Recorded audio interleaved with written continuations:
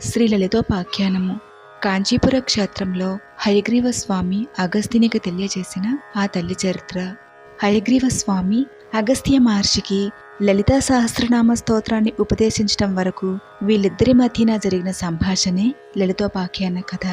చాలా కాలం క్రిందట మేరు పర్వతంతో పోటీ పడుతూ ఆకాశానికి తాకినట్లుగా పెరిగిపోతూ ఉన్న వింధ్య పర్వతం యొక్క అహంభావాన్ని అణిచివేయాలని నిర్ణయించుకొని కాశీ వారణాసిలో నివాసమున్న అగస్త్య మహర్షి అక్కడి నుంచి తన భార్య అయిన లోపాముద్రతో పాటు దక్షిణ భారతదేశంలో స్థిరపడ్డారు. అగస్త్య మహర్షి రాక వలన దక్షిణ భారతదేశము సుభిక్షంగా మారింది. కొంతకాలానికి కలియుగము ప్రారంభమైంది.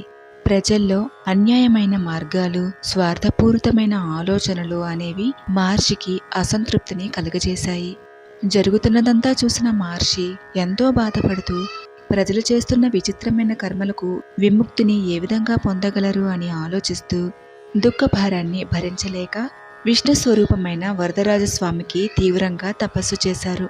అప్పుడు విష్ణువు జ్ఞానస్వరూపమైన హయగ్రీవ స్వామి రూపంలో మహర్షికి దర్శనాన్నిచ్చారు. అంతటా మహర్షి ఎంతో సంతోషించి హయగ్రీవ స్వామితో, ఈ అజ్ఞానులకు మోక్ష మార్గం ఏమిటి, వీళ్ళు చేస్తున్న కర్మల నుంచి ఏ విధంగా బయటపడగలరు తెలియజేయండి అంటూ మహర్షి ప్రాధేయపడ్డారు. అప్పుడు హయగ్రీవ స్వామి అన్ని బంధాలను త్యజించి భగవంతుని సాన్నిధ్యంలో గడిపేవాడు అనంతమైన జ్ఞానాన్ని పొందుతాడు అని, ఇది ఎంతో కష్టతరమైన మార్గము అని, గుణాలలో విష్ణు స్వరూపిణి అయిన ఆ పరాశక్తిని పూజించడం వలన మాత్రమే ఆ వ్యక్తికి ఉన్న అన్ని కర్మలు పోయి ఆనందంగా ఉండి చివరకు మోక్ష మార్గాన్ని పొందుతారు అని హయగ్రీవ స్వామి అమ్మవారి మహిమల గురించి అగస్త్య మహర్షికి తెలియజేస్తూ లలితోపాఖ్యాన కథను వివరించారు.